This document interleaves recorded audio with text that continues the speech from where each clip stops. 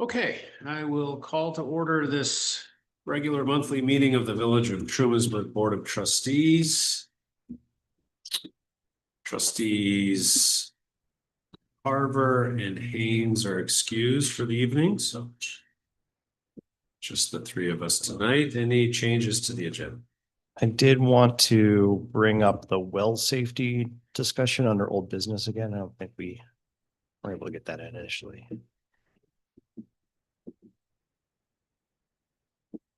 Any other agenda changes?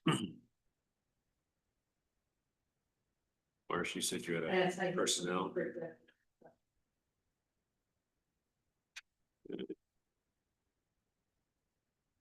All right, item number 3 is our consent agenda. We have meeting minutes from our September 8th meeting, as well as our monthly abstracts. For the record, general fund abstracts totaling $518,247.72.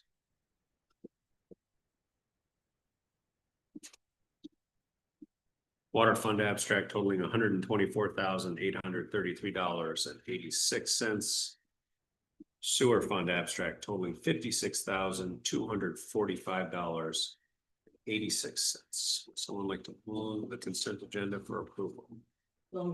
Second. Comments, questions? Need to pull anything from the consent agenda? Hearing none, and all in favor, please say aye. Aye. Aye. Consent agenda passes. Which takes us to item number 4, which is our first public comment period. I don't see anyone present online, but if there's any member of the public present in person that would like to comment on anything, please. I'm sorry, skeleton proof. Yes, and we'll share whatever this is. We'll share that with them. You'll have to pardon me if I accidentally hit two-sided, but it's Oh. really Okay. How's it going? And if you could use the microphone, then others can hear you. Yeah. Completely understand. Don't know that everyone notices the microphone there. Oh, sure. The recording, so I appreciate that. So my name is Kay Benford. Do you or should I be? I'm so tall. Up a little bit. That should be good, right? So tall. So anyway, my name is Kay Benford and I live at 21 Elm Street. So I am across the street from the target area for new zoning. And I actually spoke to Ben after I heard about this possibility in September. And, you know, I wanted to ask him what the implications would be for a change from a residential area to a commercial area. And he said that pretty much anything that happens on Main Street could then happen on Elm Street at those commercial designated properties. And it made me think that I really needed to do a lot of investigation because this is a big change for our neighborhood. And the first thing that I wanted to do was talk to you a little bit about that residential area. Although Trumansburg has been my hometown for 50 years, my kids went to school here. It's only in the last 7, 8, 9 that I have had the privilege of living in the village. And I've come to know this neighborhood quite well. And there's many aspects of it that are very similar to the village as a whole, single family homes, some duplexes. The old American Legion is a 5 apartment building. But what makes us truly unique is that we have right across the street from me is Juniper Manor. And Juniper Manor is a housing development where 60 people live. It's so well tucked back into the middle of that block that it's easy to forget that 60 people live there. I, of course, being right across the street from it, see them walking their dogs, riding their bikes, going out. I see them at my exercise classes, going out and using the facilities in the village. And it's really, I'm not sure how their voice in a change like this is solicited, but their border goes from Elm Street all the way back to what I think is called what the current owners are calling the sanctuary woods. It's a very long border. And that kind of leads me to the cut and paste that I just gave you. And this is literally old fashioned cut and paste because there's three things that I researched. The first thing I did was look at the website for 16 Elm Heritage Hotel. And I saw that they're advertising weddings, rehearsal dinners, special occasions, events up to 60 people that can be hosted on their patio. And that's the patio in the back and in the sanctuary woods. And I want to say that the sanctuary woods, if there was a band or a DJ, all of that noise is directed at the 60 residents who live in Juniper Manor.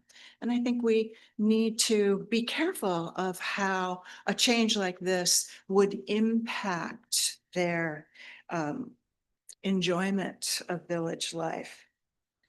As I read about 16 Elm, it's pretty obvious that what we're looking at here is a wedding venue. I know that there was talk about Dollar General and other things, but you can see from what's being advertised that it has the makings currently for a wedding venue. And in the future, if there is a commercial development, it opens it up to much larger than 60. And I talked to Mike Bailey about that today. How many people would you, if you have a commercial zoning, how many people would you be allowed to have? And he really said that it all depends on the square footage, the bathrooms. He couldn't give me a definitive number, but if you're talking about things in the sanctuary woods and outside, it can be open to a lot of people. So besides just describing the density of that neighborhood, which I think can be, easily overlooked, I also want to talk about the geographic location. Not from Juniper Manor, not from 16 Elm, not from 14 Elm, are you able to walk down to the commercial area? When you look at a map and it's very flat and we're called adjacent to the commercial area, these properties are set up on a bluff. It's very long way down. I'm sure that the Biggs family built their mansion on the top of Juniper Hill to protect themselves from the noise, the pollution. I'm sure in those days it was horses and buggies, but there is, for me to look at a map and think of it as adjacent, it looks adjacent. But there is a great protection for our neighborhood because of the bluff that we're on.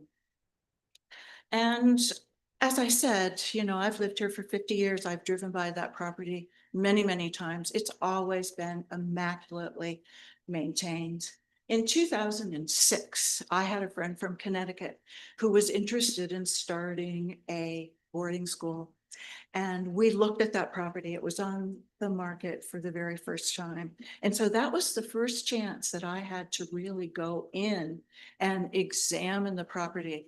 And it is a beautifully built home, maybe the most beautiful one that I have ever been in. Now, it was probably considered dated at the time because it hasn't had all of the renovations, but it was a really solid, beautiful home. And I guess I want to say that I don't really have a fear of that historic building falling down or not being cared for. My concern is that the peaceful existence in this this densely packed residential area could be altered by a commercial change in zoning. All that being said, I want nothing but the very best for the current owners. And so I began, and this is sort of the second cut and paste that I have here. I began looking at what New York State has allowed in terms of zoning changes to help support businesses. And so you can see that I highlighted the special use permits. Now, it's my understanding that you have to have a special use permit before you could move into a use variance. And all of these things are much more important to be looked at by people who are knowledgeable here. But when the presentation was given, it was ended with a very strong statement from Jess Severs that she would be willing to work with the village on any other options that were available to her. But she had been advised that going to the commercial change of zoning was what should happen. And I feel like there has been a big jump to commercial when we haven't really looked at special use permits. Now, Ben Darfel told me that they have fallen out of favor, special use permits, because they don't have the teeth that some people hope that they're going to have. However, they are on the books, and maybe it would be something that we should examine to be sure that we have the strong sort of wording that would help to not move us directly into a commercial designation. The other one is the use variance. And of course, everybody says the same thing about this, that they're extremely difficult to get. And I can understand that because they require that you have a careful examination and proof of the hardship that you feel the zone, your current zoning is given you. But both of these laws from New York State had language that truly resonated with me. And they are saying things like, you don't want to alter the essential character of a neighborhood. And I kind of underlined in this special permit, do not adversely affect the neighborhood and not negatively impact the surrounding area. So there's a protection in all of these New York State zonings so that neighborhoods can protect themselves from great change. I know that these could be difficult, but I believe that they are protections that we should look at. The last thing I want to say is I don't feel that we should rush to such a big change for a dense residential area. It takes time for businesses to show a profit. Even the IRS allows a profit loss for the first 3 of 5 years. A huge impact in outlay of money to get a business going, of course, enters into that. And we know that the Heritage Hotel, in buying 14 Elm and all the money that was put into that, they have had a very large outlay of money.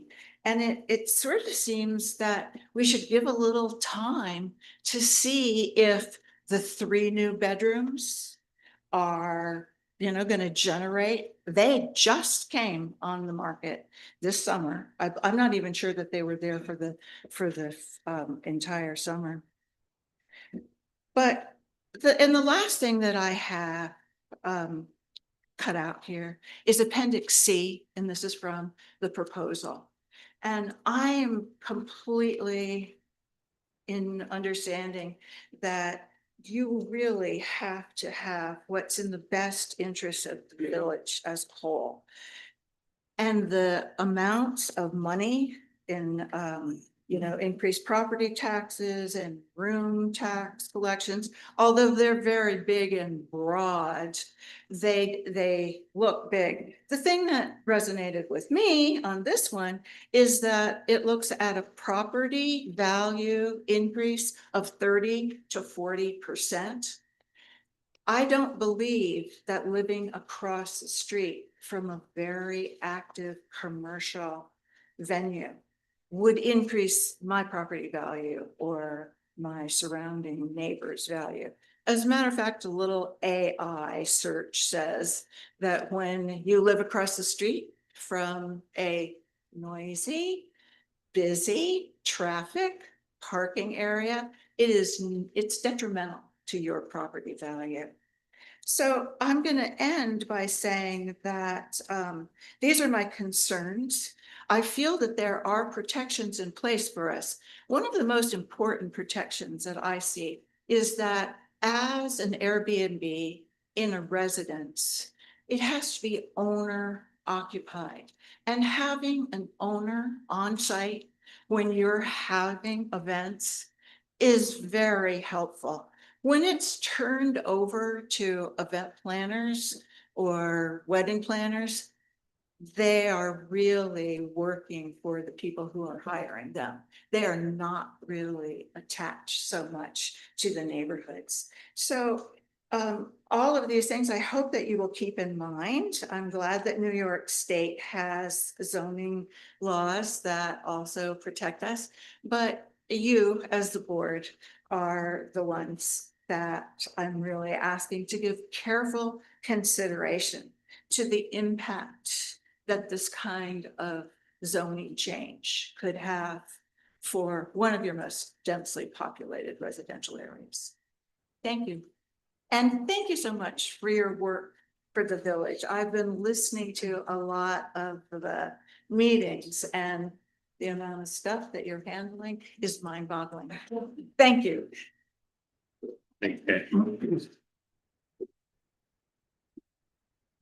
Other public comment?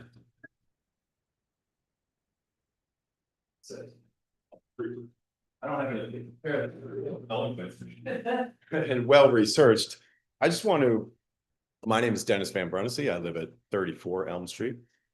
Just want to say that I agree with everything you said. I was four houses down when they had their wedding party or whatever you want to call it. I could hear it plainly. 4 houses down, 4 properties down. And that might have been a test wedding. And then as Kate mentioned, that's what they're saying on their website, that they're going to be in a wedding venue.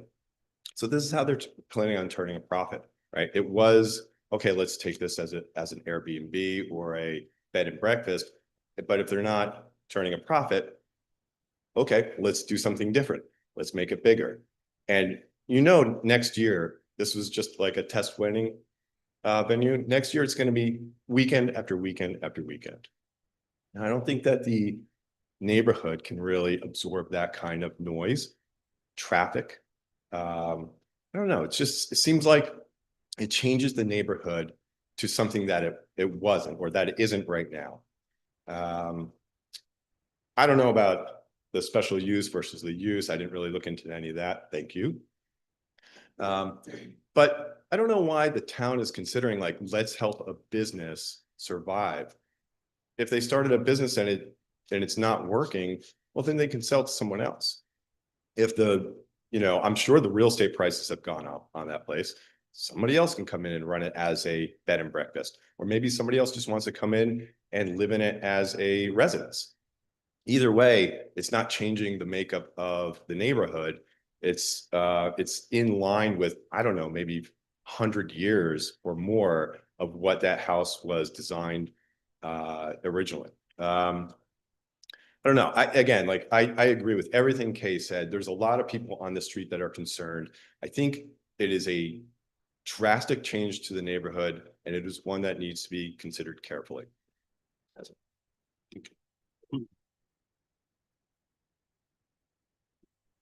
Anyone else? Public comment. Janice Broussard, and I live at 13 South Street. Being the village historian, I have now read 7 or 8 books about the history of Trumansburg. And one of them was, in which I wanted to do an article on the Biggs house, although a lot of people refer to it as the Payne House. But anyway, it was built in 1925. And it was a private residence. And then over the years, that has morphed into this Airbnb, not Airbnb, what would you want to call it? A bed and breakfast, thank you. So in my reading about Biggs house, I discovered that there was a cemetery in the back part of the property where various people were buried, including a lot of Native Americans. And from what I have read so far is that it was probably in the sanctuary area. And the first thing that was handed to me when I was the village historian was a poster about disturbing old unmarked burial plots. And the rule is that if you have evidence of that, you have to contact the state. And the state needs to come, and only a state archaeologist can do the research and doing the digging. So I wrote to Orton about this before and you didn't respond to me, but if there's going to be any building there, then I feel like it would be my obligation as the village historian to report that to the state, that there could be unmarked graves behind the main house. That's all. So, Thanks, James. Other public comment? On this or any other topic?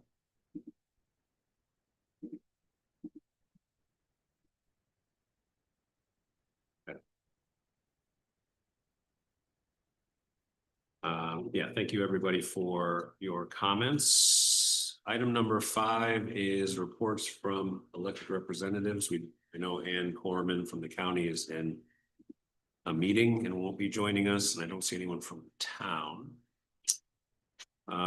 Which takes us to our reports from this board, starting with myself.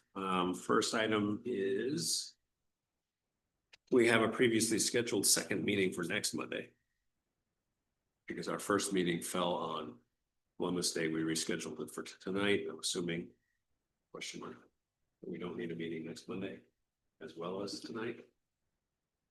I don't think I have a need. So we get through everything. You have CPZR. No, sorry. CPZR happened already. I don't see a need for another meeting unless. Yeah. So let's notice the cancellation. Just next Monday. Which means our next board meeting will be Monday, November the 10th. And then the only other item I have under my report is I want to take a moment to acknowledge the passing of longtime DPW supervisor and fixture here in the village, Bruce Van. Bruce was initially hired with the DPW back in 1986 and served, including part-time semi-retirement until 2018. So 30+ years. He was, as I mentioned, a fixture in the community. He became the go-to individual for all things water and sewer. He helped make, in many ways, parts of Trumansburg what it is today. And we're forever grateful to Bruce for that. We will also be, I'm not prepared to give any details at the moment, but we will also be honoring Bruce with a dedication ceremony, probably in the spring. We'll be naming a village location in Bruce's honor. Just have to work through some of the logistics and the details. So stay tuned on all of that. And I'll be in touch with the family to let them know what our plans are and then publicly announce it probably in the next month or so that we can begin preparations for that. And again, probably come springtime. And so with that, we'll go to fire, Marcia. I have to be 34 calls, and that is 25. We had out of district 3, town of Culver, we had 2 calls, town of Hector 2, town of Bliss is 9, EMT was 4. Had some problems with truck valves being frozen. They are complete. From the open fire, consequence of the open fire, so those 3 those will be covered by Michelle. Okay. Marsh. Deputy Mayor Carver, as you know, isn't with us. Couldn't be here this evening, but I did not want to put off the conversation about EMS billing rates. Hopefully everyone's had a chance to look at this report that Joel Fay, our EMS administrator, put together for us. It's actually a fairly comprehensive report. It looks at a breakdown of, and for anyone listening or here in person, if you're not aware, check my Facebook page. EMS is the single hot button issue that, if anything were able to keep me awake at night, this would be the one. It's very expensive service, and we are the only real provider of it in between Geneva and the city of Ithaca. There are agencies to our north that have varying degrees of capacity, but they certainly would not be able to take over our territory if EMS didn't exist in its current form as we offer it. And ongoing discussions in the county, while they continue, we nevertheless provide a significant amount of ambulance support to the town and city of Ithaca, which do not have their own ambulance services. They rely on Bangs Ambulance, which is a private for-profit agency that has had over the last couple of years the same issues that every agency faces with respect to ability to respond to calls, staffing issues, and the like. So we're fortunate to have our service here in the Trumansburg area. But it's a daunting task to be able to continue to offer it. And so one of the things Joel has been looking at is ways that we can increase our reimbursement rates. Currently, we recoup about 1/3 of our costs from billing. It's impossible, mathematically impossible in the industry to recoup all of your costs from billing, just because of the way the structure is with respect to what Medicare and Medicaid in particular and private insurance will pay for an ambulance ride. But in this report, Joel outlines how there's room for us to charge more, particularly for certain services. So I wanted to initially open this up, hopefully. Marsh, hopefully you've had a chance to look at this. I don't know if you have any questions. My thought would be, rather than establishing direct rates tonight, would we want to authorize me to approve Joel's adjustment of rates in case there's any? One of the things I was hoping Joel could put together, but I don't know that he has access to the data, is he talks about billing rate averages regionally and nationally. What I would be curious to know is what is the high regional, but he doesn't know if that data exists. So for instance, if the average is 1,400, then when someone is higher, someone lower, if we're a little bit lower, who's higher, how high does high go? Would it make a difference? Charge $1,500, but if insurance only reimburses 1,000, you're getting 1,000. Unfortunately, Medicare is. Medicare is around $300. Even worse. So. So we are chipping away. I mean, conceptually, all we're doing is we're trying to chip away around the margins to try to recoup a little bit more cost. Our decisions will likely affect the town of Ulysses and the town of Colbert decide they would like to try to keep their rates near or the same as ours. They don't have to, they're entitled to charge whatever they want. But that's been the unwritten best practice that they've chosen to abide by these last 14 years.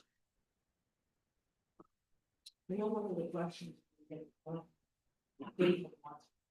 now was, how the recoup, because we were mentioning how we are not overly aggressive collection for people that the area doing good stuff. And she said she wanted to know the difference between other people's collection rates versus our collection. Is there anything, I couldn't see anything. Yeah, we generally don't have access to other agencies' policies when it comes to collections. We know anecdotally that. Right, I guess that's what I was. Anecdotally, we know that for-profit agencies, for instance, have a what I'll call a full collections process. If there's if it's determined by so when the insurer pays, they'll indicate whether there's a patient responsibility portion, just like the medical. Some agencies will then bill the individual for the patient responsibility part, or actually required by law to do that. But then whether or not we follow up with subsequent bills and or submit those individuals who don't pay to collections, it's an internal policy. The village does not choose to submit unrecouped patient responsibility payments to collections. So it's the town, you know? The town does not, as far as I'm aware. Private agencies certainly do. And that's a choice that was made again 14 years ago when we went to billing. I think there was some concern about how billing would work in practice. Whether we decide to make that change, it may be time to reconsider that. I don't have a strong opinion one way or the other on it. I just know that we have had the practice of not seeking to aggressively collect from the patient. I think Joel's position, as he's articulated it to me, is that there's still room to be had to more aggressively collect from insurers. That we're not maximizing that piece yet. Once that is maximized, then it's still an open question. What we want to get aggressive is the only word really to use. Get aggressive in our collections policies with the patient. That's really a separate conversation. How aggressive you want to be with insurers. Yeah, we could really press. But, I was just wondering, that is something that came out in the phone. Difference between us and how other people handle their things. Curious. Yeah. I think when I look at this, just looking at kind of the reimbursement by payer section, which is on page 2, that's talking about Medicare, Medicaid, what people reimburse. I mean, at a quick glance, and I'm sure it's, different actual event per event, but looks like largely we're already charging over what we would reasonably expect to recoup from all of these different payers. So I guess that just pushes me to say I'm open to Joel's suggestion, recommendation, if he thinks that there's improvements in some way to actually. Is it one of those things you start a high bid and then someone comes lower and maybe we get it. Maybe we end up with an extra, whatever, $100 because we hiked our price even higher. If that's the kind of game that we play, then I'm fine with that. I think I probably question some of the estimated impact because I don't think if we raise it $100, I don't think we're really going to get 100 extra bucks. But I think if there's opportunities like in treat and release where maybe we're undercharging and there's more to recoup there, and those are definitely a number of our calls, like I kind of take a pragmatic arrangement, a little less on. I mean, I like the idea of targeting kind of averages. That makes a lot of sense. And looking at the national and regional average, we got to kind of pick a dot somewhere. But I think my expectation is I don't really expect this to do a whole heck of a lot. If at the end of the day, it's really just trying to maximize what insurance will get us. So I think that all sums up to I'm open to suggestions and Joel's kind of guidance here. We haven't looked at these super at this level of detail, which I greatly appreciate, I think in a while, if ever. And so great for us to reevaluate. To your point, I would feel comfortable authorizing you to approve the final suggestion. I think the goal in my mind is how do we maximize what we can get from insurance? And if that's kind of our target and we can kind of take our best guess at that, I'm happy to move forward with that approach.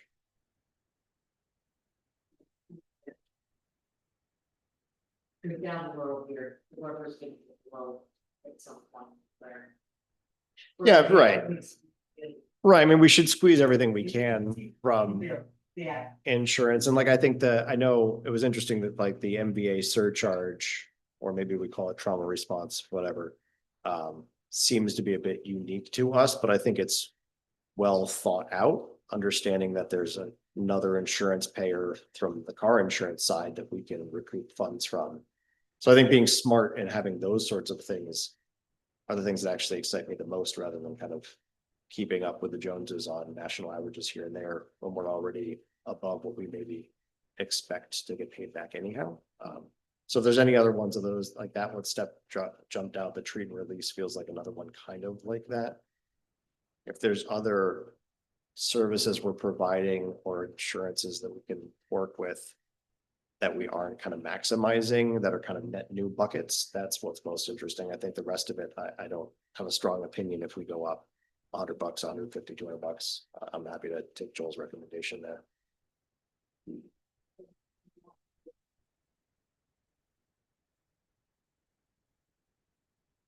I think the wiggle room is around commercial insurance, because they keep track of the patient copay fees, patient responsibility fees. So I think there's a fair amount of, talk about copays and out-of-pocket max. I think it's fairly reliable that the patient burden gets paid, even without us having to do any type of collections.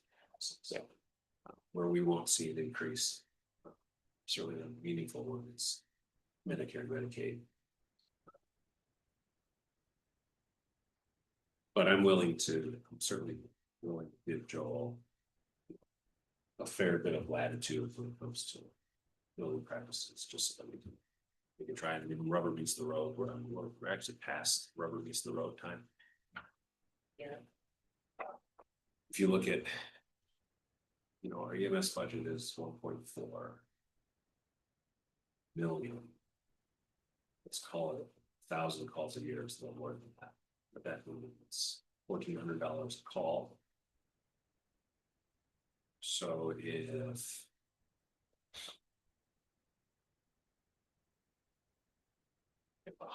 only 100 calls are being responded to in the city of town, that it's $140,000. If it's 200, which is probably closer to reality, but $280,000 of taxpayer funds are being spent to subsidize ambulance response in the city of town of Ithaca, who are not contributing to that service. So that's a broader conversation that is starting to be had, but it's needs to be had, I think, maybe more forcefully. But all right, then I would entertain a motion to authorize me to work with Joel to set new billing rates for Shrewsbury EMS. So moved. Any other comments, questions, or discussion? Hearing none, then all in favor, please say aye. Aye. Say aye.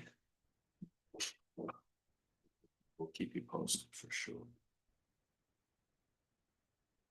DPW, water sewer, city's yard. Yes. So many things. Oh, okay. And I saw the Axiom contract, but that's under police, so that's why I don't understand what it is. Let me just kind of walk through a hodgepodge of discussion topics first, and I think probably most straightforward. We have already purchased a new tractor to replace the 2015 John Deere tractor. They are ready to, the DPW is ready to receive that as soon as we can deem the old tractor of no further use so that they can trade that in. So I would move that we deem the 2015 John Deere tractor of no further use effective immediately. And if we are comfortable with that, then they can move on to get the new tractor ASAP. I think Ben moved. Are you seconding it? Yeah. Any other comments or questions?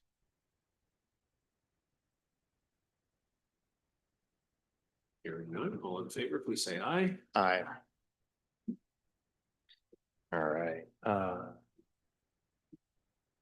Then next is, so you may recall, we purchased a plant screener from the DPW, or for the DPW, which is not a screening of plants, but a soil screener. And now the DPW has been working through a backlog of all manner of random soil and unused compost and other things that we've had at the dump.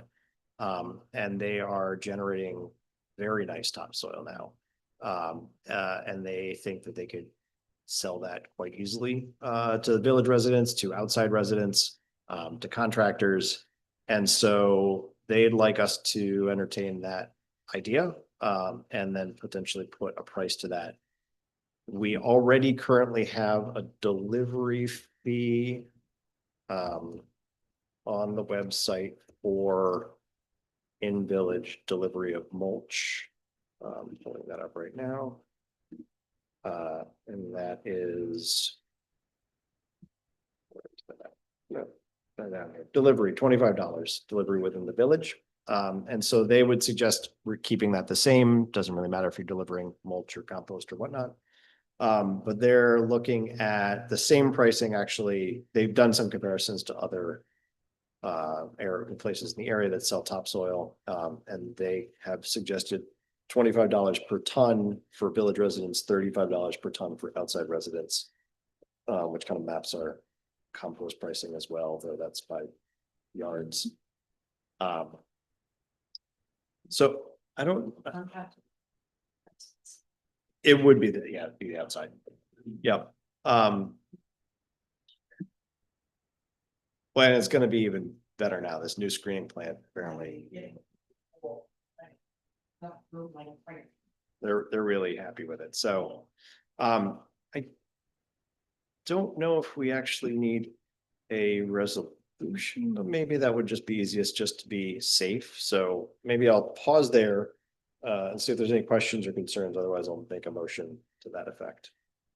All right, so then I'll move that we commence selling topsoil for $25 a ton to village residents and $35 a ton to outside residents. It's a motion. Do we have a second? I saw Dennis getting very excited back there. Comments, questions? Effective immediately. Dusty already had someone inquiring who may or may not be related to, so. What's the other thing about it too, is it saves off a lot. If we don't, if we need topsoil and compost spray, then Oh, yeah. we use them all. You don't have to go, at first. I Rather mean, than saying how much it really did save us last year, quite a bit, just renting the screener instead, if we could buy our own, that. it saves a bunch of money. It's a one-person job to fill up the screener and run it and screen it all out. they feel like they're just printing money over there basically, so they're Yeah, gonna it's start selling it. Did we actually vote on that?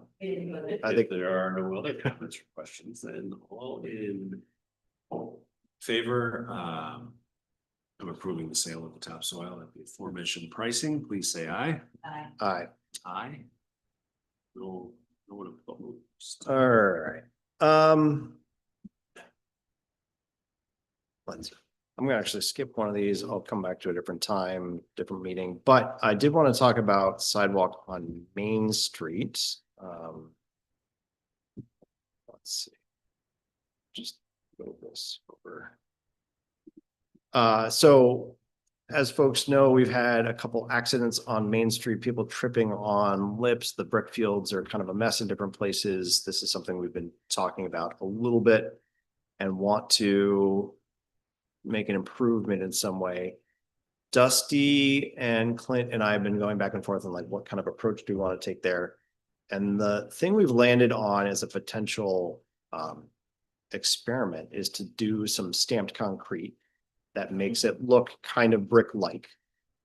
Dusty and Clint ran into some of this on their last training, the NICOM training that they went to, Lake George area. I noticed some in Corning when I was down that way. You know, you can tell it's not brick, but it's pretty close. And it certainly would be significantly easier, would be easier to maintain, longer lasting, so on and so forth. So I wanted to kind of get the temperature here of trying that out in the most recent brick field that was a problem. Dusty is of the opinion, or has told me that there's, I didn't look myself, but he's mentioned that there's no memorial bricks in that area, which kind of also sidesteps a concern. I would suggest we let them give it a try. I don't know when it fits in their schedule exactly. And then we can kind of take a look and see if we like that look or if we need to do something else. And then if we do, and we want to kind of continue to improve the brick fields over time, we'll have to come up with a plan for the memorial bricks. And so I don't know what that will be. But we can kind of punt on that briefly until we see if this seems like a reasonable approach. So yeah, this definitely doesn't need a resolution, but want to just kind of get the temperature of the board on that. Yeah, I mean, I think inevitable at some point we will have to have that conversation, and I don't know if that's we pull them and try and do something different, them hand them back to people, aggregate them in one place somewhere that's a little in better shape. I don't know what the right answer is there. Yeah, like it, right, is there, I mean, recognizing that anything short of just pulling it and offering it back to people is gonna be work, and so we have to kind of weigh that. Yeah. Right. It would be, yeah, it might be more of a, we'd have to kind of put out the word and suggest if you or wherever brick come, you know, come pick yours up or so. I don't know how we might do it, but it would be a little tricky any which way, but I think we'd want to try and make an effort. I don't know how much. It's kind of a question, how much time and effort do we put into making an effort? And also recognizing this was paying for a project that's now 20 years past, and not to mitigate it, but or to minimize it, but it, you know, I think it kind of paid for its time. It did its purpose. I'd like to recognize people in some way if we can, but it's also kind of the next generation has now come around on the sidewalk piece, and we might have to do something kind of different moving forward. So we have to kind of weigh those pieces.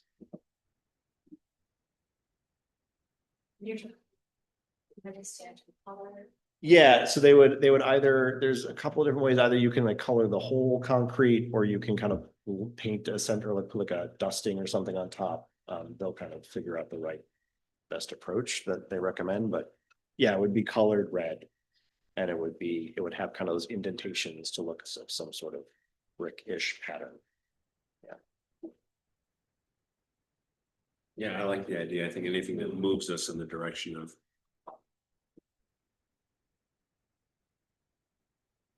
removing trip hazards. Yeah, as a priority. Whatever becomes of the bricks becomes of the bricks. I don't think the bricks themselves need to be a priority issue.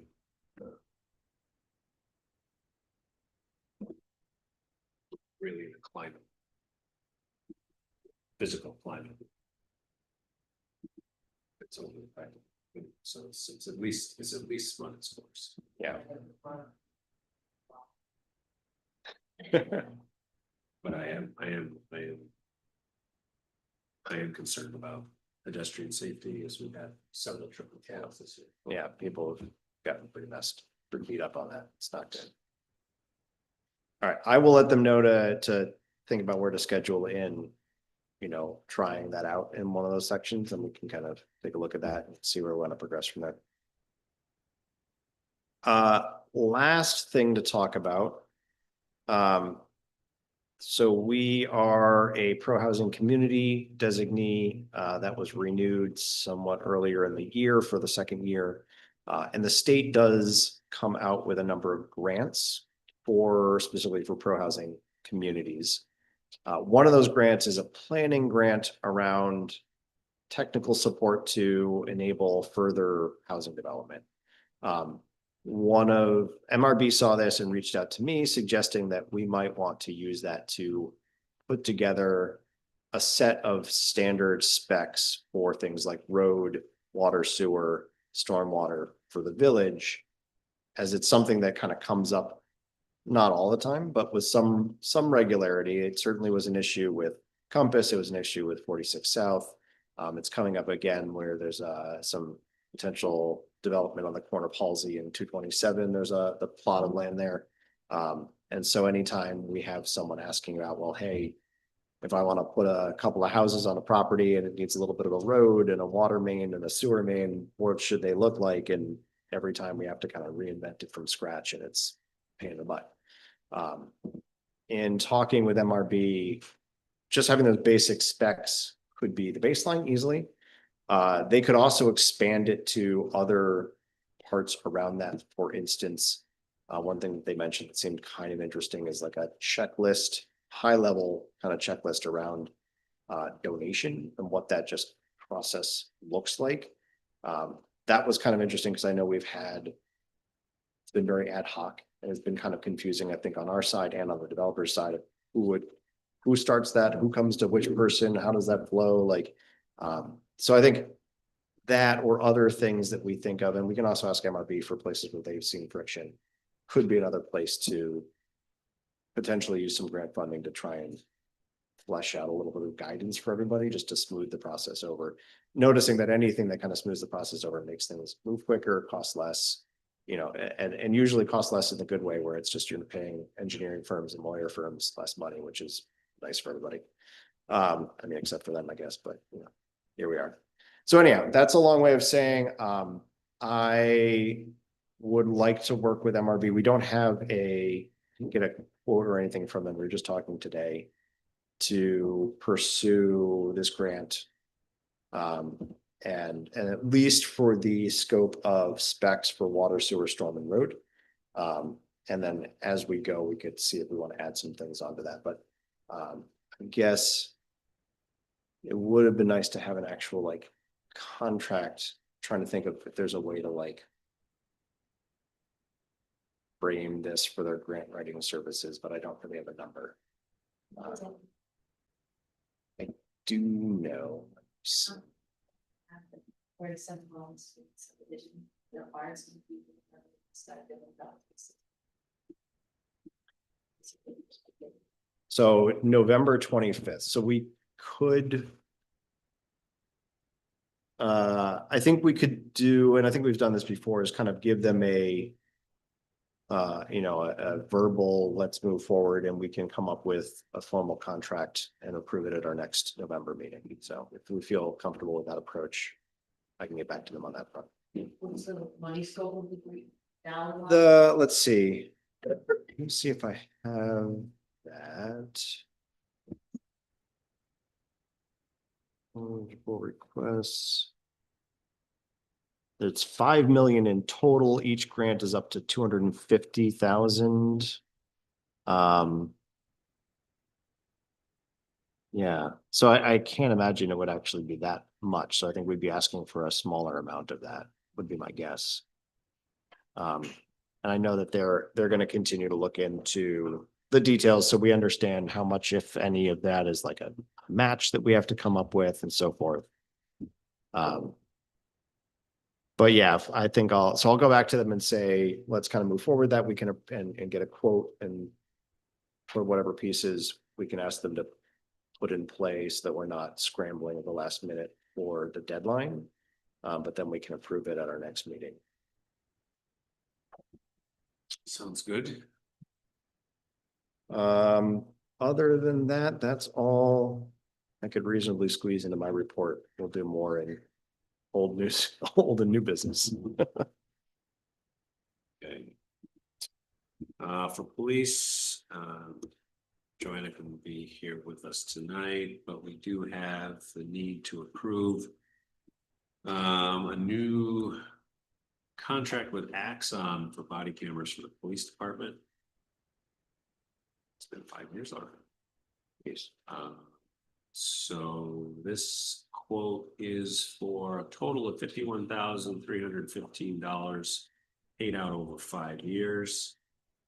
That's $10,263 a year for 5 body worn cameras, plus all the ancillary software, backup, storage,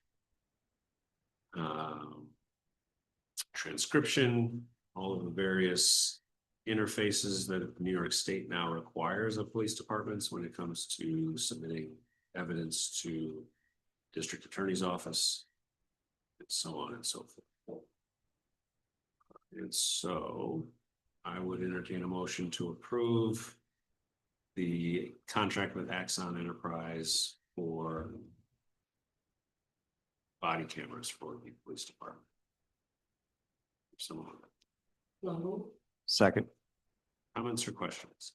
do you have any sense where they came up with the average savings per year? Just seems like they slapped some numbers on there to make us feel better. I couldn't even find where there was a lower number. So Think there is somewhere lower down. It's an unbundled price. okay, and we're bundling, so we're saving a little something. Yeah, Okay,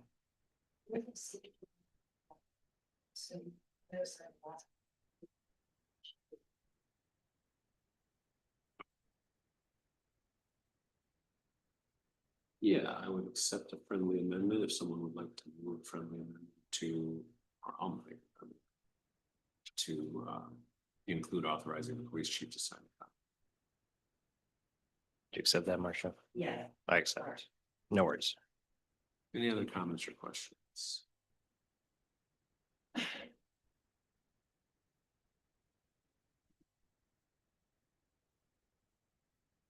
Yeah, they do break out pricing for our. So, So glad. Getting it steel. there are no other comments or questions, then all in favor of approving this contract with Axon, moving chief of police to sign the contract, please say aye. Aye. Okay. We do have one other item of police business for executive session. And clerk treasurer. Next, I think, remember that in the office. Significant less. Session things. The AFR, the annual financial reporting has been completed and submitted to the state comptroller. Wayne has that report, we reviewed it and get back to this board.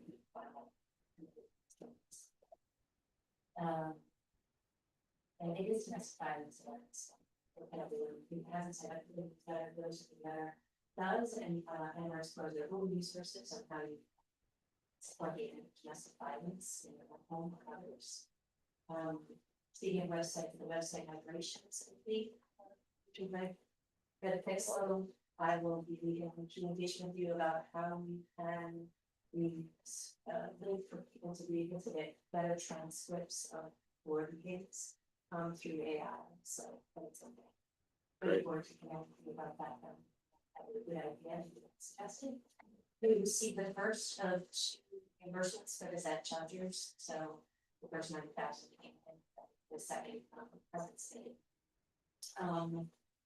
So it's Winterfest time in December, so anyone who's interested in caroling or taking free review for a community organization or want to participate in any way, you can reach out to the Winterfest coordinator. That information will be on the website. It is currently in the newsletter, and you could Facebook for Google search Winterfest during 25 Facebook page, so all that information. So what came up also at that events and tourism community meeting is an interest that the community members have had of will the municipal law here get straight to the center. And when will that, so people are noticing maybe be charged, they're excited, what about this parking spaces? And also, feeling, we usually know if you vote. Yeah. So I've talked with the DBW about it. It's still on their radar. It was behind a couple patch jobs and some other work that they had. So it kind of depends on having a nice day between here and there, but it's still on their radar. I haven't seen a final sketch from them of what they think they can fit in there, but we discussed, could we get a third row? Could we Okay. get 1, 2? What does that look like? How do we fit it all in? So It's easy, perfect, or that's. I think it depends on if they get a good day and it looks rainy this week. But yeah, I think it can be okay. As long as they've got a good day, they seem like that is still possible. So I'll keep connecting with them. I like the idea of adding a little urgency with the idea that we're gonna have Winterfest and people are curious. Yeah. I did, we talked to the church about it and I kind of said this would happen this year, so I'd like to see it happen, but it's useful for everybody. So, but it really will come down to just if there's a good work day for it. So, but I'll keep it on the list with them. Right, and not speak for the next, the last farmer's market outdoor, there's a host of great things happening. There, it's parade, pumpkin carving, Nana, it says it was on events as well as Singaporean had a dream of carving many pumpkins and laying them all up, but she had a challenge. Setting on display, she got pumpkins donated. There was money in the budget for very affordable solar tea lights, so kids and adults who are interested can come to the farmers market this Wednesday and next Wednesday and carve a delightful and terrifying pumpkin. It will then be displayed through how we like the hardwoods at the cost.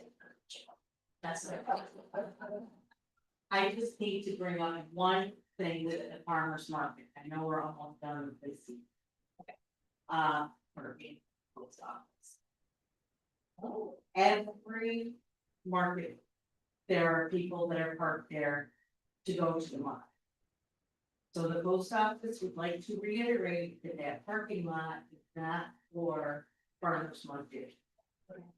And it's not for people in general, this is just a message to the public, for you to park your car and go on your morning walk. We have elderly people and people that come in after business hours, with their mail. This one particular last market, there were some older people that could not park in the front because all of those spaces were taken and that are way down by the, the Baba Collection Center to walk up to the post office to get their mail.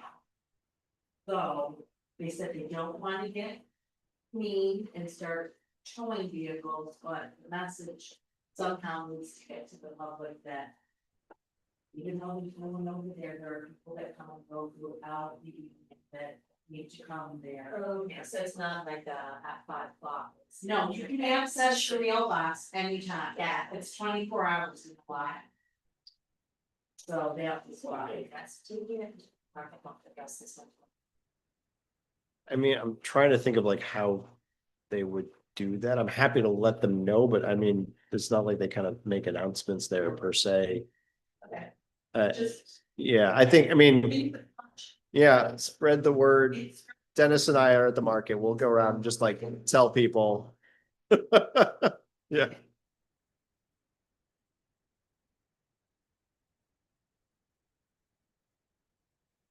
Okay. Um.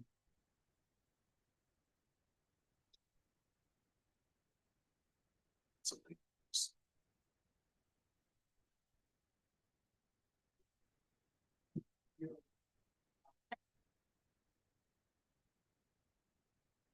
Item number 7 is old business. First item is the seeker FEAF. Can, Do you want to walk us through that, or do we Well- want to? I do feel like I want to have a conversation maybe before we go down that path. I don't know, just, I'm curious to hear what people thought after hearing the conversation tonight. My thought about going down the seeker path is that I guess the question is, do we still feel like that's the most likely path to explore? Because if we go down the seeker path and then decide to go a different direction or even a different zoning addition amendment, I think we have to restart again. And so I wonder if it makes sense, and I know I'm just, unfortunately, we're kind of short staffed here tonight to have a super in-depth conversation, but When were we doing the public? I think timeline wise, it would have ended up in December meeting. So that the idea was to put out seeker. The first, and then declare intent to be lead agency tonight, and I think by November, maybe our second November, we would have. Had the right things in place, we could notice the meeting, and then in December. We could have the public meeting. They ordered it, kept going. So we've got a couple of different options. We have a request from a property to take a particular course of action. So, because this was not initiated by the village, we can, as many municipalities do, ignore a request from a property owner and a resident. Standard MO for many municipalities. And do nothing. We have the right, we have the option as local government to simply ignore resident requests. We can, if we choose not to summarily ignore a resident's request, try to facilitate some type of a public input session that's more informal. If then, however, we do decide to move in a direction of potentially approving the resident's request, we end up needing a public hearing at the end. So I had been, I think in previous meetings, I had been feeling more along the lines of personally particularly love redundancy for redundancy's sake. So if we have to have a public hearing, then moving down this track lands at a public hearing, which is both a place to, as we did with our zoning revision, consider feedback, as well as being a legal formality required. But I'm now more thinking that maybe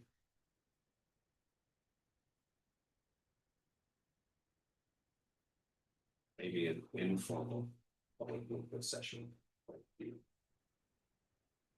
might be or Well, might not be a waste of time. Yeah. I sometimes think those meetings Right. actually end up. It ended up being with, I agree.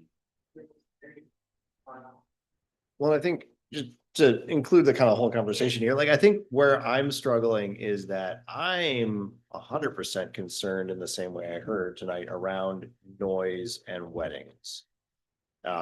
Not that they never happen, but the frequency, right? I think that's the consideration, the size and the frequency of them. You know, if there's a wedding every once or a couple times a season, maybe that's a reasonable approach. Obviously, we want to hear more directly from people, but the like every weekend sort of thing certainly seems to tip over in my mind as to being too much. However, that is actually, as far as I can tell, a completely separate conversation from can they have 5 bedrooms or 8 bedrooms, right? And so I think there is, what I'm actually kind of discovering here is that there's kind of 2 related but different conversations. And the noise and the kind of event usage, I mean, as we're seeing, is already something that's allowed and something that we want to keep an eye on and maybe need to be talking about a noise ordinance or some other sort of structure. Maybe there's some other sort of I don't know, you Because know, my thought process, when they originally came to us, with the proposal, was really the sustainability of the business. And in order for the business to be sustainable, the majority of their request was, we need X number of rooms in order for this to work. Yeah, You know, but right? and to a point that was raised tonight, I mean, the village's perspective. Legally. Our oversight and review with respect to a zoning change, a request for zoning change. Would have nothing to do with the viability of the business. Right, I It would, agree. it would It's have, not- it would have, and in fact, the potential resolution if we go down the secret road. Outlines it well. It is in the village's best interest to generate tourist traffic. It is in the village's best interest. To provide. Short-term accommodations for tourists. You know, differences of opinion about how that's done, but I don't think there's a rational argument. That says that those things are detrimental to the village. We are increasingly part of the wine trail, which by the way is an aside, if anyone is not aware. The Finger Lakes was named American Wine Region of the Year. This week, so all of the predictions about this area becoming the Napa Valley of the East are happening. And the village, I told some high school students last week. The village is. You don't get to pick your family and you don't get to pick your geography. So we're very fortunate to be where we're physically located. So. We have to separate not only use of rooms and wedding venue and what the commercial enterprise is and what the business viability of it is. We have to separate that from. Is the request. And should the village consider the request, would that be done from the perspective of being in the best interest? That's still separate from, do we start down that path to investigate it from a more formal place? Which has a prescribed statutory process. Or do we? Take a step back, do we sidestep? We take a step to the one side and start with. Kind of a broader but more informal. Public engagement and public discussion. I see merits to both. So it's really that. I know I brought this up, but I think as I'm mulling this over more, I would suggest we move forward with approach we're on, and the reason why is that I do think if we tease these two things apart, we need to be looking at both our kind of, I don't know what we want to call it, private party or some sort of other setup. Maybe it's a permit for events of some sort at some level above so many people, something. And or along with noise ordinance issues, because that's already the concern I'm hearing and already a current problem. It has nothing to do, change the zoning or not. We're already in this problem and we already should be thinking about how we best address it.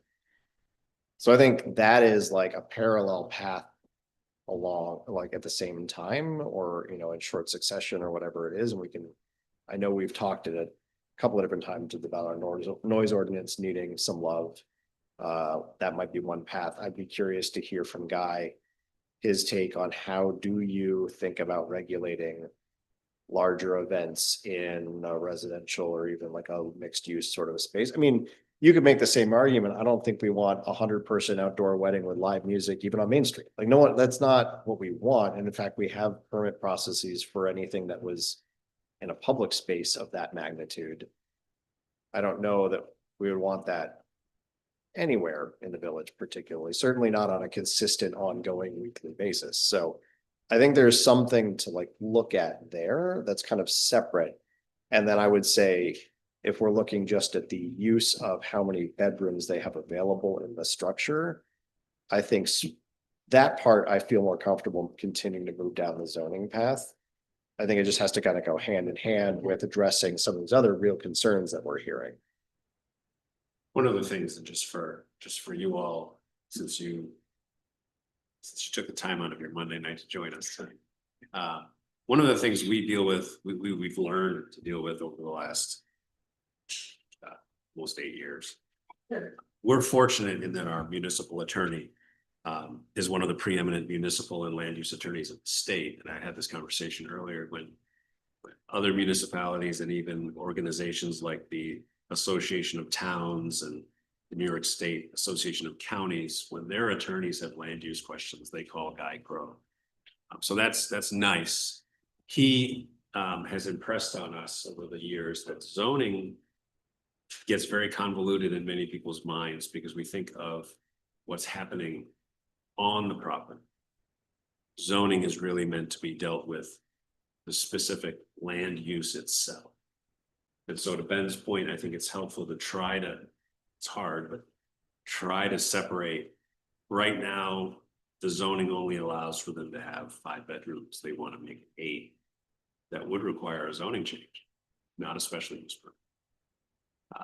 And so do we, again, to the fundamental question, do we entertain this request from a village resident and property, not just property, with respect to a change in land use that, yes, does have all these ramifications, but the ramifications are not properly addressed through land use control.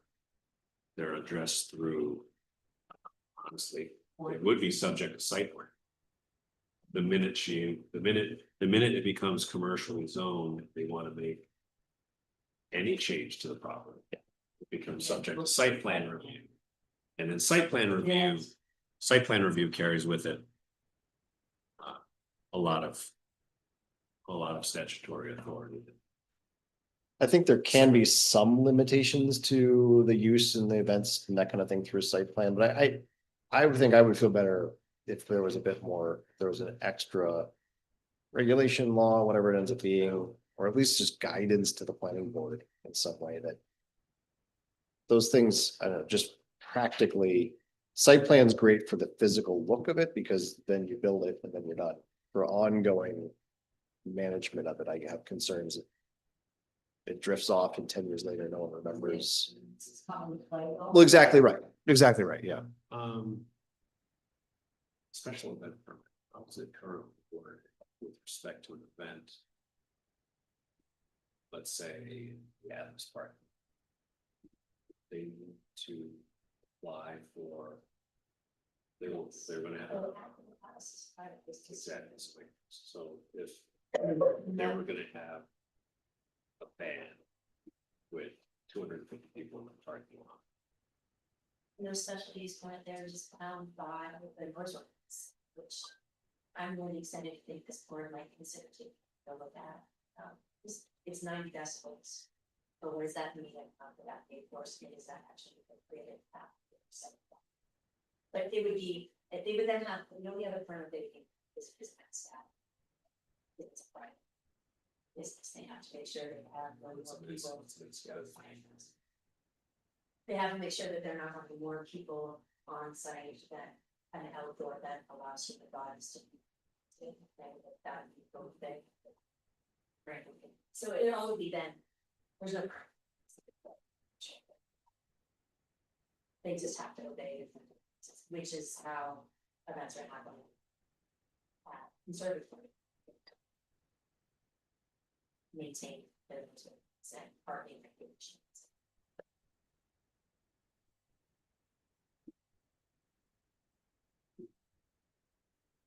I think there's maybe even, I don't know, an interesting, I guess this is still a business, even though it's a B&B.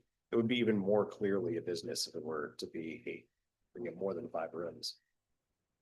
That might make it more obvious to have some sort of event permit for businesses on business property. I'm kind of hand waving at this point, but I do feel like there's got to be some way for villages to be able to regulate kind of the intensity of events, you know, over a certain size, even at a private venue. I don't know. I guess this is where I start going from. Right, they were like, there was a 10 feet.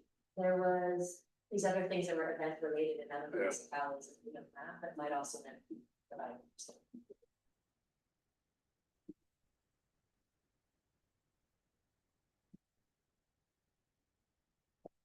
Can I ask a process question about seeker?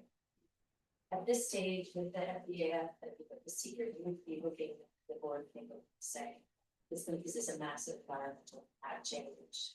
Then you could declare if you wanted to, and you have 30 days to hear from everyone. Then there's a public hearing, but then there are no other further requirements for time. And the board can decide to move forward or not move forward at any point. Correct. Right, so I mean, seeker with respect to zoning changes is always a type 1 action because changing legislation. You're not actually doing the project. Right. People decided that too. So this would be the first step in being able to entertain a change to the zone. But there's no other, like, you have to decide by March. So there's no requirement to take action. But there's a requirement to do this step if we are going to consider amending the zoning legislation.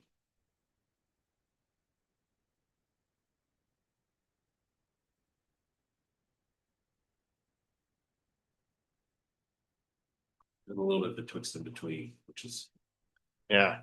an unusual feeling for me. I like it. On where we move, you were saying on where we move next between the kind of informal session. Yeah. Yeah. And I wish Ben and Joanne were here to Yeah. get their input. I mean, I don't think I think what I do like about an informal session is I think just from our own process, it keeps it a lot lighter, much lighter weight. Not that it's super heavy to move all these parts forward, but it's just like every step, you know, for us to go from this step to public hearing is going to take us 2 months. And I do worry, maybe we don't have to, I guess you'd have to ask Guy, but I do worry if we decide, you know, 2 months later that we're not going to go this direction, or maybe we decide that we want to allow that use in the residential with a bunch of restrictions or something, and that's the way we want to go about it, which I definitely would, but you know, there's other options on the table. I don't feel like we'd have to kind of go all over it again, so Where's CR? With respect to the commercial. we are very close to done with all the kind of facts and figures. There's still a bunch to like clean up to do around definitions and kind of putting things together, but I'd also be happy to come even at our next meeting and talk about the basic shape of it. Like that we certainly know already. What would be your best guess? Yeah. On when that might come to the board or when something's current. Yeah, if we wanted, so my initial thought had been to pair commercial and industrial, which would then add a bunch. But we don't have to, and I think in lieu of this conversation, we could decide to make a choice of just saying commercial, and I think I mean, it kind of depends on the order of operations. I think we could have an early look and conversation about that December. You know, I think it would be still probably a little rough in a couple places, but it would be good enough for us to take a look and have a conversation and maybe hear input from people and whatnot. I think. And I think I'd probably advocate for not waiting for every last T to be crossed and I to be dotted, because we're probably gonna have our own input and feedback. So I guess I would say, I think there's could be an early draft that we could look at probably by December. We could aim for that. And then, you know, then the whole process of actually adopting it would take a little bit longer, and especially if we want to do what we were thinking about of reworking some of the Elm Street zoning. We haven't looked at that because I've been kind of waiting for this to play out a little bit. So there's definitely more pieces to go through. I guess this could go either way too. Wondering whether we stay down a more formal path with this request from the president. Do we put ourselves in the position of a lot of back-to-back public hearings as we begin to overlap with commercial if it's ready in December? Do we say bundle the issues Right. because they're separate in a way, but I mean, we could do that. I think the risk. So we could do that. I think if we were gonna do that approach, I think to formalize that, I think that approach would be kick this conversation to CPDR and say, hey, look at Elm Street zoning, look at including potentially this property, what would that zone be? And what would that look like? And kind of move forward with a draft that includes that, and then we can have that conversation here. I think that would, my guess, that would add another 2 to 3 months of kind of conversation at the CPZR, but then we could be back in front here early next year with a draft. And if we want to do that, then we could kind of just move down the path. I think the difference in that is that probably on the order of 6 months of difference between if we were to kind of just continue on the path we're on now and consider a change by the end of the year, January, versus maybe mid-near year next year with all the like stages we have to do for secret that we're seeing and everything, and get feedback on. I do think the commercial zoning, I hope, is less controversial. I do hope the commercial owners get engaged in some way, but I don't think it's really changing anything about anything that anyone's currently doing. We don't move the lights. I do think my impression from talking to other folks is that most people are more open to a variety of directions in the commercial district, where there's a lot more concern about it in residential for understandable reasons. So maybe it's a faster process. You know, if something were to crop up that I'm not thinking of and people got energized around it, then that would obviously slow down the process.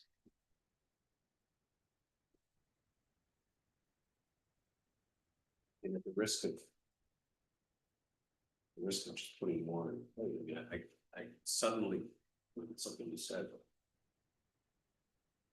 There is something very congruent with the original intent and mission of the sentence issue. Started CDCR, you know, to review the comp plan, but coming out of 46 South Street, that was kind of where that conversation went. Let's look at what residential zoning should look like. Still doesn't address the fact we have requests from the village resident, something very specific. Say, yeah, names. I think if that's the path we choose, I think a reasonable response is we have asked our zoning revision committee to take a look at this zoning revision you're asking of us. I think that seems like a reasonable response.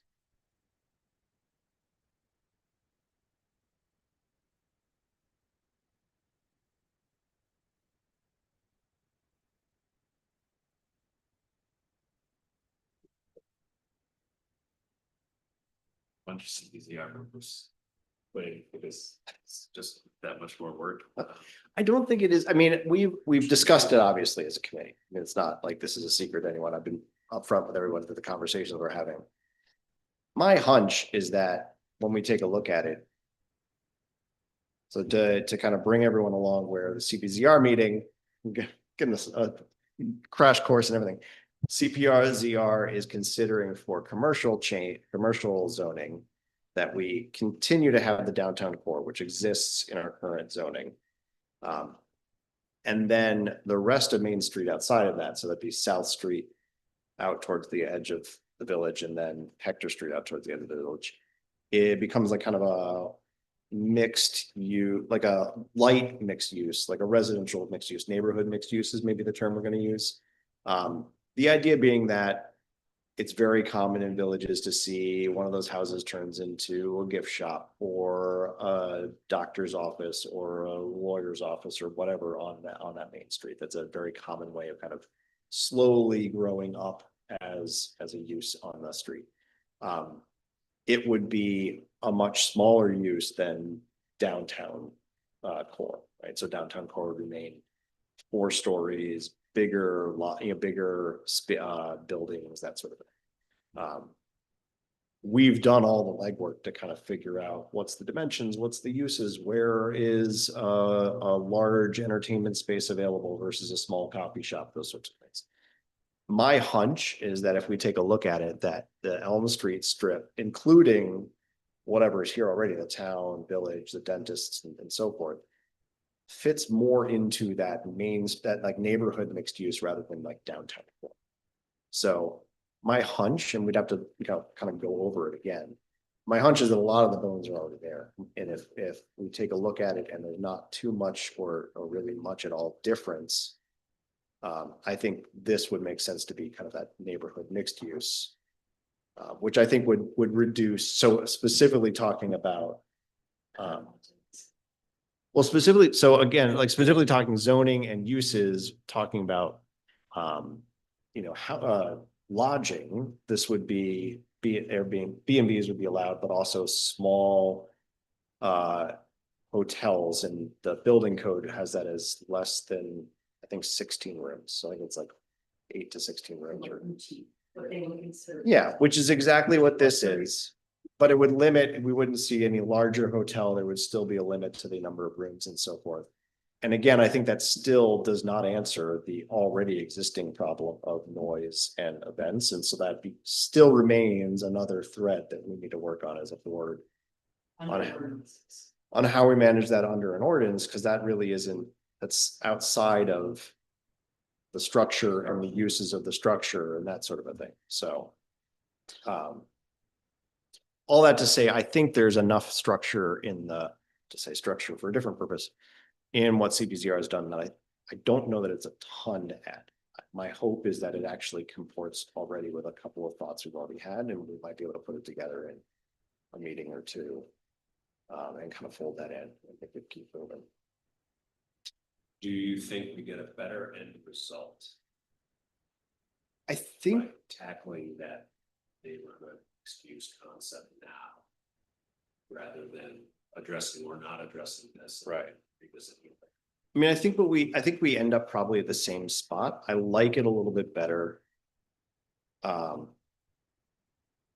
I think we've always had this conversation of, okay, well, we can approve this, but then we have to come back kind of quick around and make sure that we're not over allowing what's available here. There's something that's nice about it of saying we're not kind of fast tracking one thing and then having to come back around to it, that we're kind of putting it through the process. It does drag out that timeline a little bit, but we're not necessarily in a rush. And I think if we continue to anchor this in what's right for the village, then we have even less of a rush. And so I think we do get to likely the same place, but we get there in a more sane process. Yeah, I kind of think about it.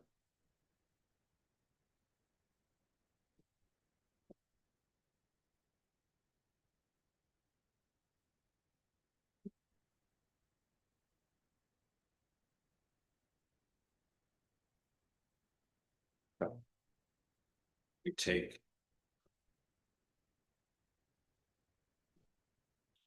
the formal request, which we have a copy of somewhere on 1460 now. Officially get it. Just seems to go with the intent of CPCR providing a recommendation not only on request, but also in conjunction with the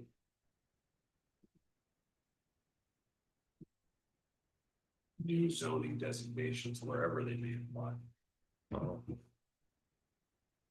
That can be done at the same time as commercial. Yeah. I think that makes sense. And then I think in parallel, I think we should figure out who wants to move the points on noise and maybe whatever event permit, commercial event permit, or whatever that ends up getting called, or whatever guy has suggestions on like how to thread that needle. Okay, let's do that. Do you also currently want to solicit that on top of it? Yeah, the public space would be like. Hey, you're all welcome to come join me Come to any board again meetings. in more meetings. Do you want, right, the public can come to every board meeting, but so that they, do you want to? I've been very, very happy with CPCR's process and work. I think we let them do their job. Okay. Whatever, whatever the recommendation that comes out of that, certainly. information sessions. Yeah, people, Sorry. What is that? So CBZR is technically is an ad hoc committee that I formed in 2018 to take comprehensive planning issues or zoning related issues. We have a member of this board, a member of the zoning board, a member of the planning board, and how many? Residents. one at large resident right now. One at large resident used to be 2 or 3, our Yeah. code enforcement officer, and they basically work through. If it's commercial zoning, it's looking at. Making sure that the zoning itself aligns with comprehensive plan as adopted a few years ago. And then if there are any recommendations that they are going to make with respect to suggested changes, then they present that to this board, because only this board can pass legislation, so the CPCR can't. Doesn't have any doesn't have any legal authority to make those changes. But rather than this board acting as a committee to try to learn zoning, this working group does. So in terms of process, it would mean that for the next few months, CPCR will, in addition to their ongoing work on the commercial zoning, what should or shouldn't be changed, they'll now add this layer for consideration. And then if there are changes recommended, zoning changes that are recommended, that would come back to this board. Will they hear? Their meetings are open. Yeah, so it's usually the third Monday of the month at 6:30. It won't be in November because I'll be out of town. But anyone can feel free to reach out to me, Ben Darfler, Trumansburg, or Dennis knows how to get a hold of me. And yeah, people are welcome to come, sit in. We don't, it's not a formal board, it's more just a discussion and deliberation. So we don't have a formal public hearing, comment period or whatnot, but it's pretty informal. So feel free to swing by and certainly listen in if you want to, inject some comments or whatnot. We definitely welcome that. But it's a good board. And so it's actually 2 members of the ZBA. That's why there's only one at large member of the community now, is that someone joined the ZBA, but it's a really good group of people, a lot of good technical knowledge in there. We do some good work when we talk about numbers till our eyes are crossed and uses and whatnot. So Really, really interested. And you want to talk to Ben about one of those at-large seats. yes, We could have that conversation. happily take on more people on the group. All right, I think that's good. All right, I'll move that forward. Okay. Well, safety.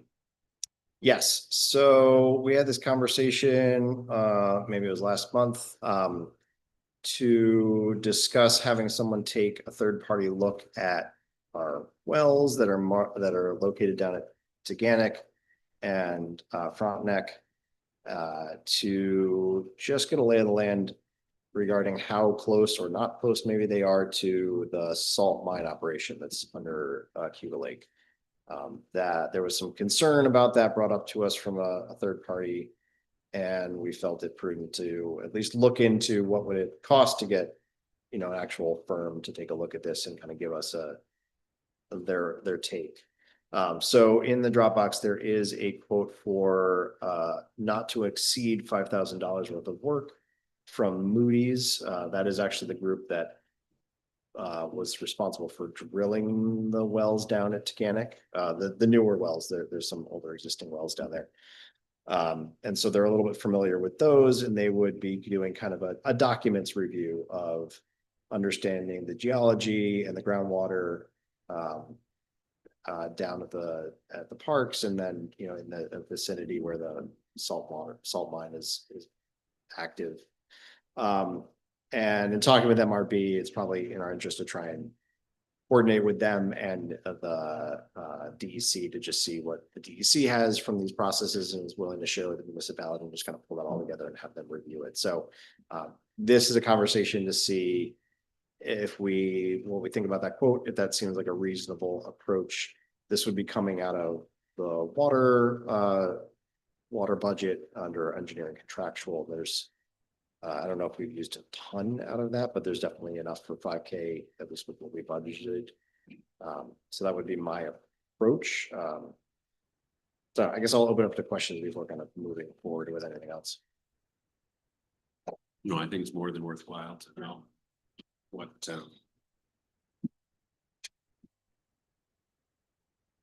what the current expert analysis would be on whether there's a risk. Yeah, no, I think so as well. It's one of those things that seems low likelihood, but incredibly high risk. And so you kind of want to make sure you're keeping an eye on that. So then I'll move that we accept the quote from Moody's for not to exceed $5,000 for review of our wells. Comments or questions?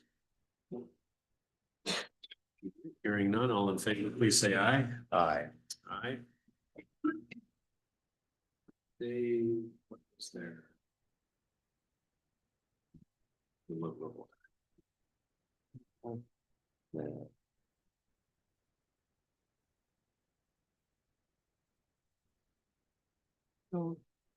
If they, See. yeah, called that out. Give us a sense of timing. Yeah.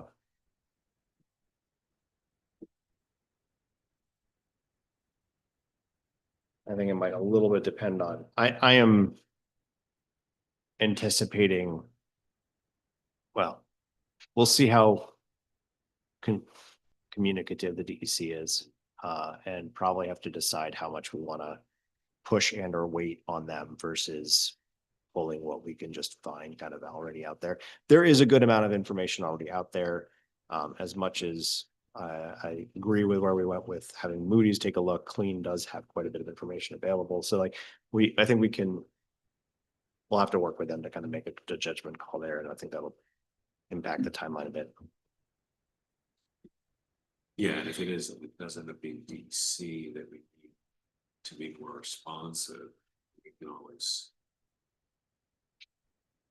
call in favor to lean on them a bit. Yeah, I think that's going to be the most interesting piece. So I'm probably going to lean on MRB to kind of be the second pair of eyes on how much we should push or not, and see if they can run conversations on our behalf with DEC. I think having it be kind of a village request is probably the way it's going to move the quickest, and I can let them know that we could call a couple favors in if they think that would help. Okay, good. Any other items of old business? Yeah, that was the one. That was it. There's no other items of old business. Under new business, we have a couple of items. We have due to those who are not aware, and why would you be? Because we haven't talked about it in a meeting yet. Due to a pleasantly surprisingly large amount of student foot traffic from 46 South Street to the school, I authorized Chief to add a crossing guard at Schoolhouse Lane to make sure that the children can walk safely. And the school was very appreciative and has offered to pay for half of that crossing guard's cost. So we have in the Dropbox a memorandum of understanding with Trumansburg Central School District and the village, which effectively, like our other MOUs with them, so very similar to the one with respect to the crossing guard at Wiggins South. It's just specifically mentions Schoolhouse Lane.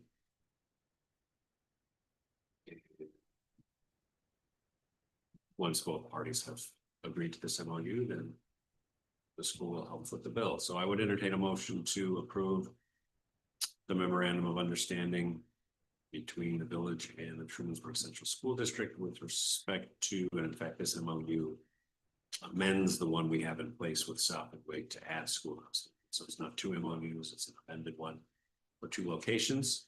Would entertain a motion to approve this. So moved. Comments or questions?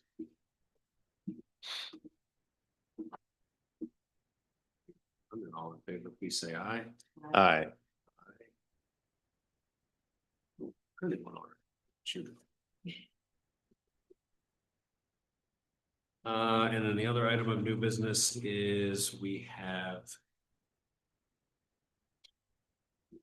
Speaking of EMS earlier, there is legislation which has passed both the Assembly and the Senate. And is languishing, waiting for the governor's desk. The legislation would. It's two pieces of legislation. One would exempt EMS related costs from the tax cap. And the other piece of legislation effectively, although it doesn't quite use this language, it effectively designates EMS as an essential service in New York State and instructs counties to develop assessments and plans to ensure the provision of the service within the county borders. Both of these bills have passed the Assembly and Senate. The governor has not requested their delivery to her desk, which is generally how things work. In Albany, governor requests bills when he or she is ready to sign them. This resolution would be from the village urging Governor Hochul to sign those two pieces of legislation. So I would entertain a motion to move this resolution. Second. Comments or questions?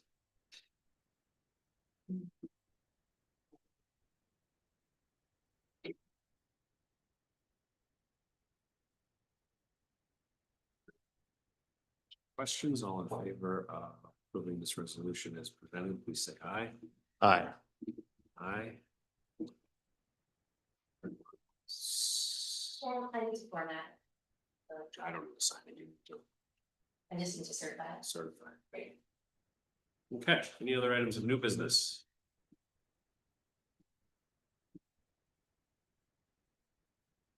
That takes us to our second public comment period. Like to make a comment? Sure. Hi, guys. I'm Ryan James. I'm also a resident of Wig Street and Elm Street, directly across from 14 Elm specifically, and catty corner to 16. First off, I just want to say thank you guys so much. Just sitting here and hearing all the complexities of the things that you're dealing with on all fronts. I just want to thank you, all of you, for your public service. I'm just, it's a Monday night, but I think I really enjoy what you guys are doing, and I'm not so involved in it. But I'm very interested in what you're working on. So I just wanted to put that out there, and thank you. So I bought my house a few months. This will be 4 years this January, and I can't believe it's been 4 years. I bought our house just a few months before our neighbors bought their house. And I moved here from Manhattan, Brooklyn. I've been there for 25 years. And we bought this house, which my husband and I affectionately refer to as the money pit of our dreams. And it is that. It's a beautiful old home. And A tree or tree, but yeah. Yeah. We are so in love with our home and this town, this village, and our neighbors. We're getting to know and just feel we couldn't have landed in a better place. We are so grateful to be here. And I think that the request that's being brought to the board and to the public currently is a complex request. I certainly understand and it takes time to work through a request like this and really give it the due diligence. And I understand there's a cost to that. So, and I think people have also, personal opinions and feelings about all of this stuff. And I just wanted to say, as the person directly across from the physical property that we're talking about in this moment, I really like my neighbors that are pursuing this property or this zoning request. I think that for me, the challenge is that, bought our property in pursuit of what we think of as the American dream. This is our little slice of the American dream. And I think our neighbors are also doing the same thing. This is their version of the American dream of trying to, make their lives, to pursue their professional pursuits and their business pursuits. I think something that's challenging for me is a personal experience. My father grew up in a house, an old estate house called Seven Oaks. This is in the South, but this was a beautiful old house that had tree line, driveway, dirt driveway, and it's this neighborhood recalls those memories of my childhood. That was one of the things that I really loved about our house. It just reminds me of that house.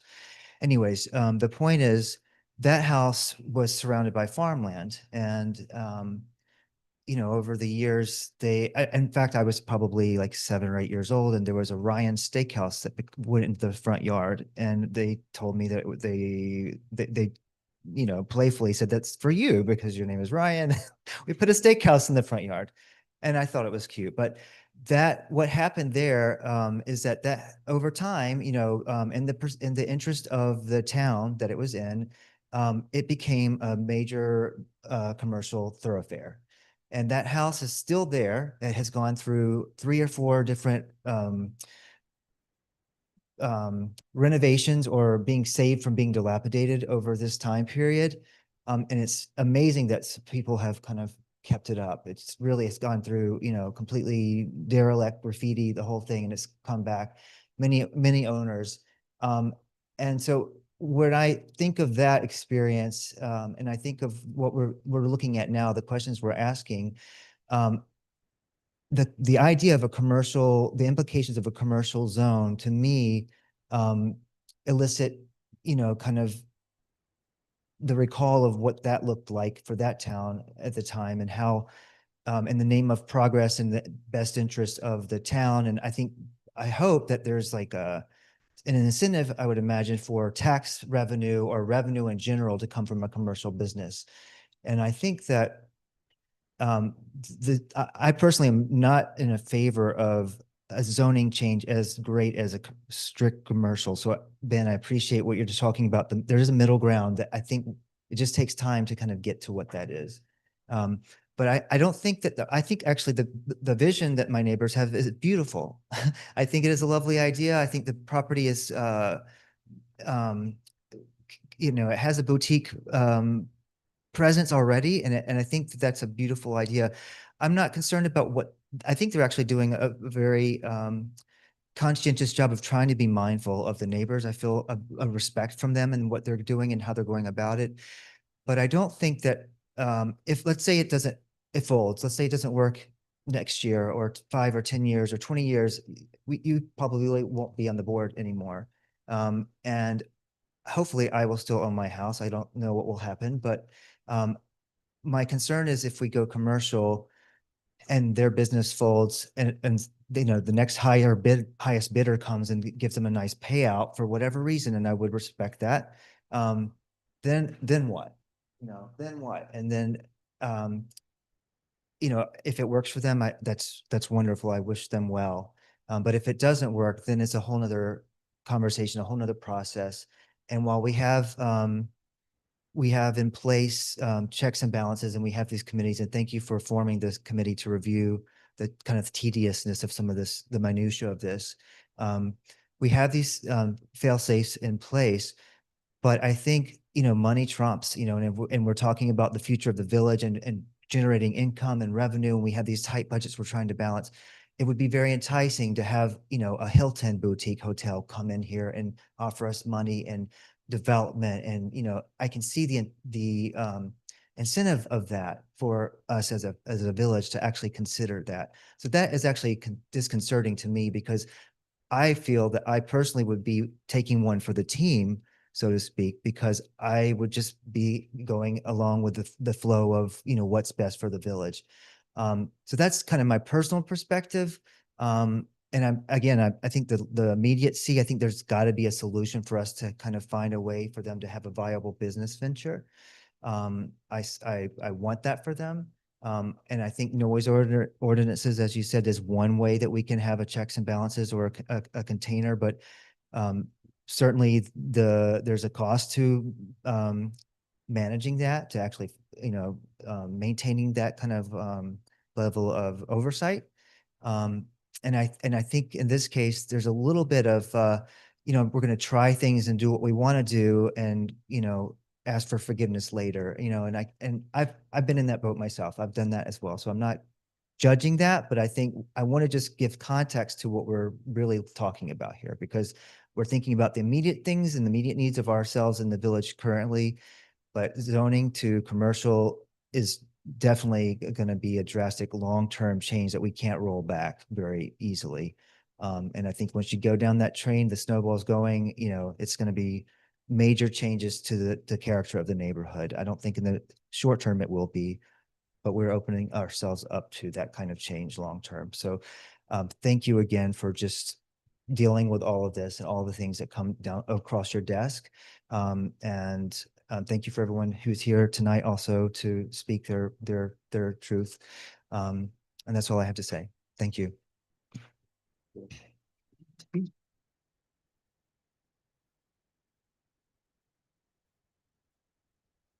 Other public comment? I would have to say we have to be careful about being visual in a certain sense. I was talking to friends of mine who live in Watkins Glen.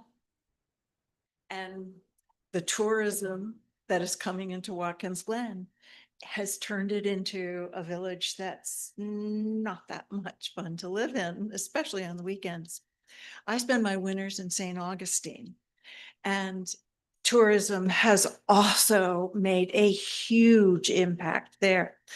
You go through neighborhoods where there are signs at every other house saying, no Airbnb, residents, please.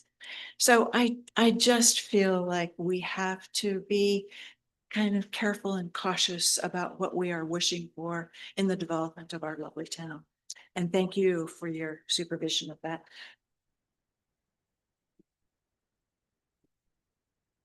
Any other public comment?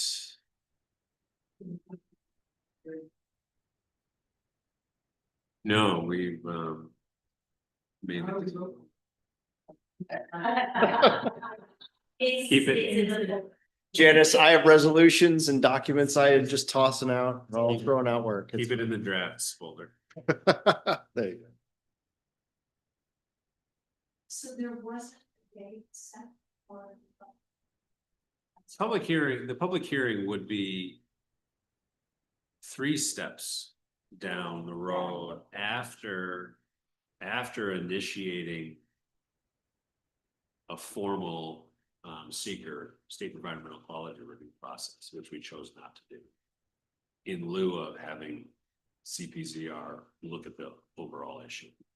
So we've taken a side step. So I'll be back in the spring. It sounds like me and public hearing will be in the spring. Maybe. But I can always go to the website and be part of the. Right. Oh, it's no matter where. Correct. You'll show up right up there. I just haven't actually done that physically. I've watched your videos, but I haven't entered the discussions. Yeah, you can go on and become an actual part of it. And you don't have anybody tonight? We don't. Nobody's on tonight, Okay. but you can do it actively after. You're gonna feel like you're running the Starship That's awesome. Well, my company does have that, so I don't get to them. But exploring her. Thank you again. Sure. Jim, so you're gonna take it, do that on that other submit? It's. No, it should be, but I'm gonna read it in public. There you go. And you gave the on copy. You gave the on copy or the only copy? Great. Nobody. Well, I said. If there's no additional public comment, then I would entertain a motion to go into executive session to discuss a couple of personnel matters, like police department hire. So moved. Good. Not all. All in favor of going into executive session, please say aye. Aye. Aye.